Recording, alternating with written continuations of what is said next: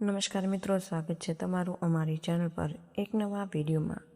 મિત્રો, નખ એ શરીરનો સૌથી મોટો ભાગ છે જેમાંથી કોઈ પણ માણસ ઓવરાવાસ કરે છે અને કાળા જાદુ ટોટકામાં નખમાં ઉપયોગ પણ કરે છે।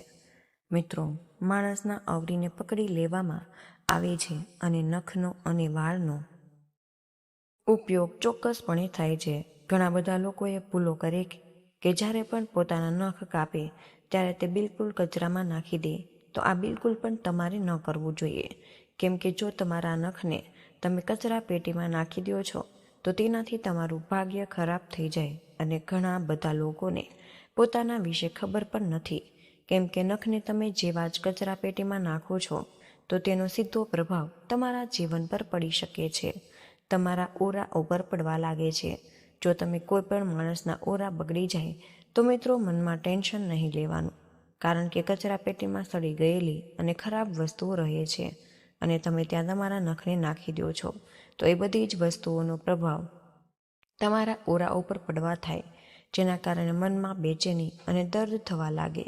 તો બીજી વાત તમારે ધ્યાન રાખવાનું છે કે નખને તમારે પેટીમાં નથી ફેંકવા, પરંતુ જો તમારા જીવનમાં ધનની સમસ્યાઓ હોય તો મિત્રો તમે એ વાતનું ખાસ ધ્યાન રાખો કે મંગળવાર અને શનિવારના દિવસે ક્યારેય નખ ન કાપવા।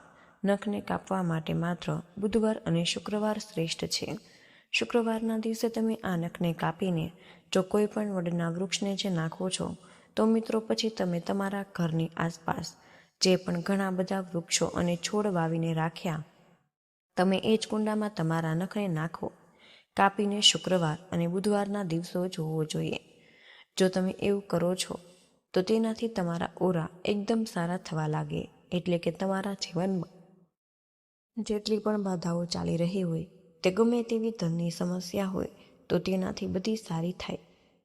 કેમ કે નખમાં ઓરા હોય અને જો તમે તેને કોઈ વૃક્ષ કે છોડના નીચે મૂકી દો તો તે વૃક્ષ કે છોડનો પ્રભાવ સારો થવા લાગે છે, તેનાથી જીવનમાં આવી રહેલી ધનની સમસ્યા દૂર થાય।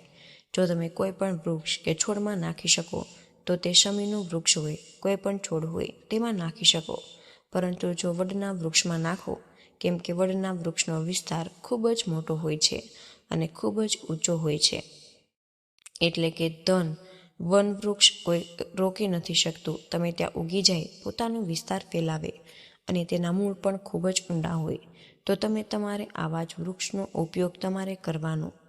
વડના વૃક્ષના મૂળમાં તમારા નખને નાખી આપવાના।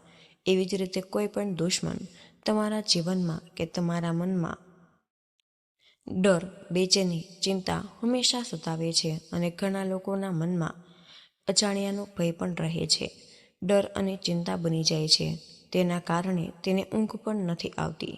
તો મિત્રો તમે એ વાતનું ખાસ ધ્યાન રાખો કે જ્યારે દુર્લભ જીવનમાં ઘેરાઈ જાય છે તો કોઈ પણ માણસના ઓરામાં સરળતાથી રાશિ ઉર્જા પ્રવેશ કરી જાય, અને જ્યારે આ જ રાશિ ઉર્જા પ્રવેશ કરી જાય છે તો તે જીવનમાં બરબાદ કરી દે અને માણસ પોતે પણ સમજી શકતો નથી કે શું થઈ રહ્યું છે। જેમ કે જો કોઈ પણ માણસ મનમાં 24 કલાક ડર, ભય અને ચિંતા બની રહે તો એ સમજી લ્યો કે તેનું કોઈ પણ કાર્ય પૂરું નથી થતું, અને એ સમયે તે કોઈ પણ કાર્ય કરવા માટે વિચારે, કોઈ પણ કાર્યને હાથમાં લે તો તે કાર્ય પણ નથી થતું। કોઈ પણ કાર્યને સંપન્ન કરવા માટે મનનું સારું હોવું જોઈએ। તો ઘણા બધા માણસો સાથે એ સમસ્યા રહે છે કે તેને રાત્રે ઊંઘ નથી આવતી। તમારે પાત્રમાં એટલું ધ્યાન રાખવું કે કોઈ પણ શુક્રવારના દિવસથી તમારા પૂરા નખને, એટલે કે હાથ અને પગ બધા જ નખ કાપી શનિવારના દિવસે તેને બાળવાના છે।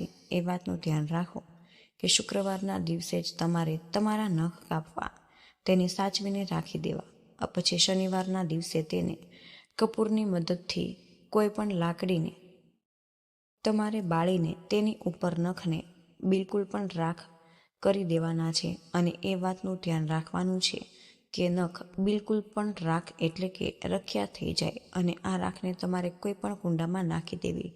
આવું કરવાથી જ ડર અને ચિંતા પૂરી થાય છે। આ ખૂબ જ સરળ પ્રયોગ છે।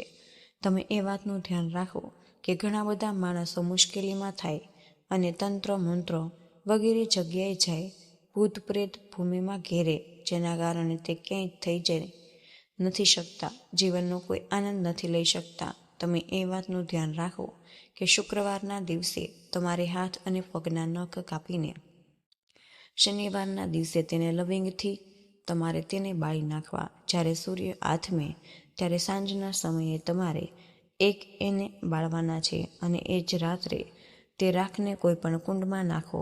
જેવો જ તમે આ પ્રયોગ કરવાનું શરૂ કરો, તમે તે જાતે જોશો કે કોઈ પણ રાશિ ઉર્જા તમને પરેશાન કરી રહી હતી, જાતે જ ડરીને જતી રહી. કેમ કે રાશિ ઉર્જા શક્તિને આગથી ખૂબ જ ડરે છે. એટલા માટે જે માણસ અસ્તિત્વ મોટું હોય તો તે માણસને ક્યારેય પણ ભૂત પ્રેત જેવી સમસ્યાથી ડરતા નથી. તો આ વિડીયોમાં તમને જેટલા આ પ્રયોગ જણાવ્યા તેને તમારે ચોક્કસ કરવા. તમે જાતે પણ જીવનમાં બદલવાને રોકી શકો છો. અને મહિલાઓને પોતાના વાળને પણ નહીં અને જ્યાં પણ ફેંકવા ન જોઈએ. તે પણ રાશિ ઉર્જાનો સ્ત્રોત થાય છે. જ્યારે પણ પોતાના વાળને ફેંકતા પહેલાં તેની ઉપર થૂંકી નાખો, અને જેનાથી તેની ઉપર કોઈ ક્રિયા ન કરી શકે. તેના વિશે વધુ જાણકારી માટે તમે આ વિડીયોને જોઈ શકો છો. તો મિત્રો, આજનો આ વિડીયો અહીં જ પૂર્ણ કરીએ છીએ. આજની આ માહિતી પસંદ આવી હોય તો વિડીયોને લાઈક અને તમારા મિત્રો સાથે શેર કરજો. ચેનલ પર તમે પહેલી જ વાર આવ્યા હોય તો ચેનલને સબસ્ક્રાઈબ કરવાનું બિલકુલ ભૂલશો નહીં. કમેન્ટમાં જય મા લક્ષ્મી જરૂરથી લખી દેજો. જય શ્રી કૃષ્ણ. રાધે રાધે. ધન્યવાદ.